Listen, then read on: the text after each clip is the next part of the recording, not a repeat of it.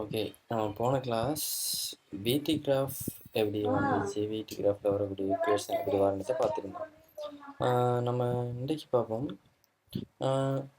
Motions projectile மோஷன்ஸை பற்றி பார்க்குறோம். Projectile மோஷன்ஸ்னா ஒரு ஏரியா, அதாவது ஒரு துணிக்கை நம்ம எரிஞ்சோம்னு சொன்னால் அது எப்படி பயணிக்கின்றதை பார்க்குறது தான் ப்ரொஜெக்டைல் மோஷன்.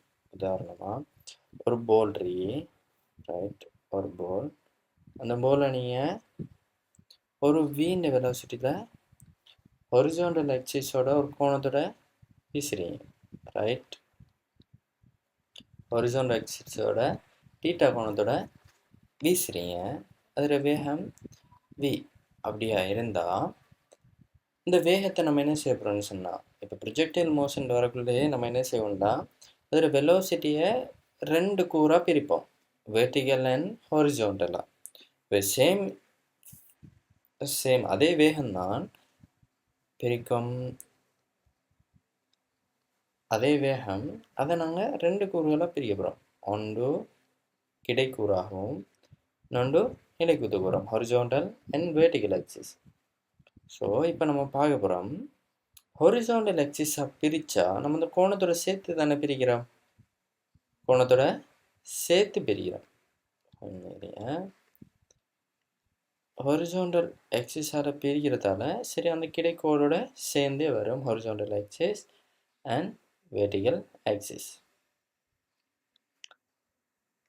ரைட். இது வரும் v cos theta, ஏன்னா கோணத்தோட சேர்த்து நம்ம பிரிக்கிறதால,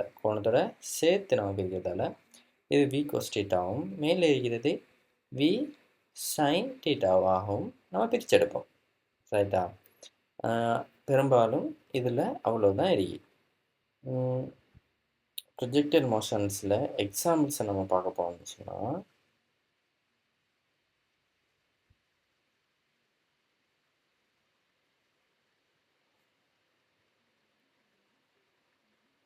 எக்ஸாம்பிள்ஸ்,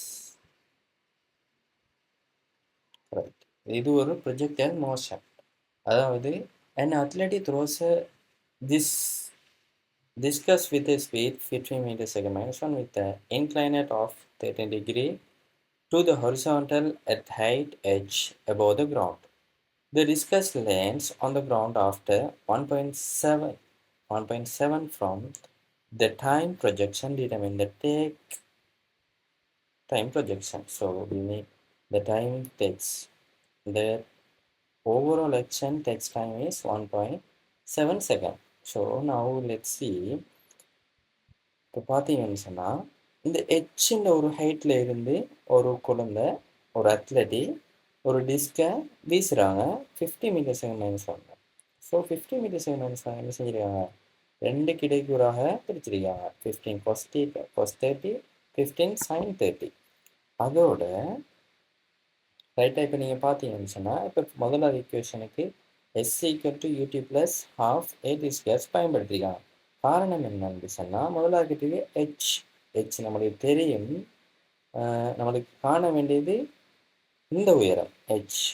இது என்ன, அந்த துணிக்கை 1 செகண்டில் நிலைக்குத்தாக பயணித்த தூரம். நீங்கள் இவருக்கு நல்லா உத்து பார்த்தீங்கன்னா ஹெச்சை நம்ம இந்த இடத்துல இருந்து அளக்கிறதால, இந்த இடத்துல இருந்து அளக்கிறதால ஹெச்சுக்கு மைனஸ் பெருமானம் போட்டுருக்கேன். இதே நம்ம இங்கே இருந்து அளப்பது ஹெச்சுக்கு ப்ளஸ் பெருமானம், என்னது மேல் நோக்கி போகுது.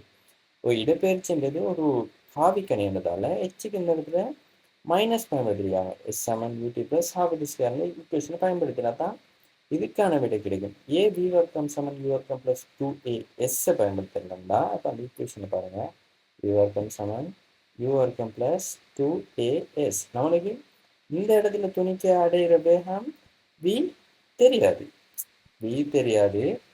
a தெரியும், sன்னு தெரியாது. அப்போ 2 தெரியாத இண்டிவிஜுவல ஆன்சர் கிடைக்கிறது கொஞ்சம் கஷ்டமான வேலை. அப்போ அதால் s = u தெரியும், இந்த இடத்துல tயும் தெரியும், ½ தெரியும், at², tயும் தெரியும், நார்மல்களும் தெரியும் g. அப்போ அதால தான் இந்த ஈக்குவேஷன் நம்ம பயன்படுத்திருக்கோம். -h = 15 sin 30. இதை நம்ம செஞ்சோம்டா மேத்தமெட்டிக்கல் அல்ஜிப்ரா சால்வ் பண்ணோம்னு சொன்னால் h = 1.7 மீட்டர் கிடைக்கும்.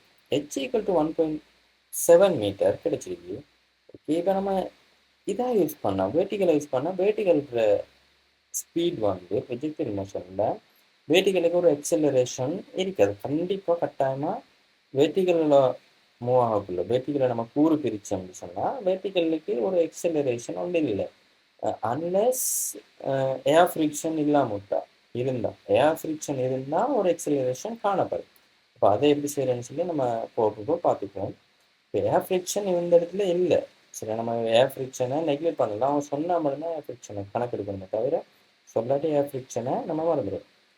இப்போ இது யூஸ் பண்ண கிடையாது. எஸ்எம்என் யூடின்னு மட்டும்தான் யூஸ் பண்ணிருக்காங்க. ரைட்டா? ப்ளஸ் ஹாஃப் ஏ ஸ்கொயர் மொத்த ஈக்குவேஷன் ஹாஃப் ஏ ஸ்கொயர் இவற்றில் ஏன்றது எக்ஸலரேஷன் ஒன்று இல்லாததால் இந்த மொத்த சப்ஜெக்டிவ் என்ன நடந்துடும்? 0 ஆகிடும். ஏன்றது 0 ஆகக்குள்ள டி ஸ்கொயர் ஹாஃப் கம்ப்ளீட்டாக 0 ஆகிறதால இது அப்படியே 0 ஆயிரும். ஸோ ஓகே, நம்ம எஸ்எம்என் யூடி. ஸோ எஸ் ஈக்குவல் டு ஆரம்பத்தில் இருக்கிற கிடைக்கூறு என்ன நம்மளுக்கு தெரியும்? பி 15 காஸ் 30 இன் சம்ஹவ். நிலைக்குத்தோட உங்களுக்கு வேகம் தந்தாங்கன்னு சொன்னால் நிலைக்குத்து கூறு தான் கொஸ் பெருமானம் வரும். நம்ம கோணத்தோட பிரிக்கக்குள்ள தான் பார்த்து பிரிக்கிறோம். Right, okay. அப்போ பிரிக்குறு 15 கொஸ் 30 காஸ் 1.7 ஈக்குவல் டு கொஸ் 30 என்ன √3/2. ஸோ 15 √3/2 இன்ட்டு டீயை போட்டிருக்காங்க. 445 divide by 2 25.2 metre. So answer நம்மளுக்கு கிடைச்சிட்டு. ரைட், ரொம்ப ஈஸி தான். இப்போ நம்ம பாஸ் பேப்பர் கேள்வி எல்லாம் பார்க்க போகல. இது ரொம்ப முக்கியம். பாஸ் பேப்பரில் அதிகமாக வாரது என்னன்னு சொன்னால் இது கம்ப்ளீட்டாக நம்மளுக்கு தெரிஞ்சிருக்கணும். வெகு நேர வரைஃபூரில் தான் வரும். ப்ரொஜெக்டட் மோஷனில் வரும். ப்ரொஜெக்டட் மோஷனில் இந்த இடத்துல இந்த பாயிண்ட் இது மேக்ஸிமம் பாயிண்ட். மேக்ஸிமம் பாயிண்ட் டைமில் என்ன நடக்குதுன்னு சொன்னால் இது ஒரு தடவை வந்த கேள்வி. ரைட்டா? இந்த இடத்துல இதுக்கு கிடைக்கூறு மாறாமல் இருக்கும். இதே சந்தர்ப்பத்தில் நிலைக்குத்து கூறு 0 ஆயிரும். போதையும் குறைவு தானே நிலைக்குத்து கூறு. அது பாயிண்ட்ல இது மேக்சிமம் ஹைட் பாயிண்ட். இதுல இருந்து மேக்சிமம் ஹைட் பாயிண்ட்ல இது 0 ஆகிரும். இது 0 ஆகிரும். இதுல நிலைக்குத்து வேகம் 0 ஆகிரும். நிலைக்குத்து வேகம் 0 ஆகினா இதுக்கு கைனடிக் எனர்ஜி ஒரு எனர்ஜி 0 ஆகுமான்னு கேட்டால் கண்டிப்பாக kinetic energy Ek not equal to 0 as well. Potential energy 0 இல்லை. mgh எனர்ஜி 0 இல்லை. கைனடிக் எனர்ஜி 0 ஆக மாட்டேட்டா இல்லை. ஏன்டா கிடைக்கூறு இருக்கிறதால என்ன செய்யலாம்? கைனடிக் எனர்ஜி ஒன்று இருக்கும். அது கிடைக்கூறு வேகத்தோட ஒரு கைனடிக் எனர்ஜி இருக்கும். அப்போ இந்த மோஷனில் எந்த ஒரு பாயிண்ட்லையும் துணிக்கிற எனர்ஜி 0 ஆனதாக இல்லை. ரைட், இது ஒரு பாசிட்டிவ்ல வந்த ஒரு விஷயம். அடுத்தது வேக நேர பிடி கிராஃப். அதை நம்ம நேரத்தில் பார்த்துருக்கோம். பிடி கிராஃபில் படிக்கிற என்ன தரும்? பிடி கிராஃபில் பரப்பளவு என்ன தரும்? ஒரு பிடி கிராஃபை வச்சு எஸ்டி கிராஃப் எப்படி வரைகிற இடப்பெயர்ச்சி நேரம் வரைக்கும் டிஸ்பிளேஸ்மெண்ட் அண்ட் டைம் கிராஃப். அடுத்தது டிஸ்பிளேஸ்மெண்ட் டைம் கிராஃபை வச்சு பிடி கிராஃபை எப்படி வரைகிறது நம்ம பார்த்துருக்கோம். Right, okay. நம்ம அடுத்த செஷன்னா அடுத்த வீடியோவில் பார்க்குறோம். தொடர்ந்து இந்த மாதிரி வீடியோவில் இருந்தால் லைக் பண்ணுங்கள், கமெண்ட் பண்ணிக்கோங்க. உங்களுக்கு டவுட் ஏதாவது இருந்தால் கமெண்ட் பண்ணி கேட்டுக்கோங்க.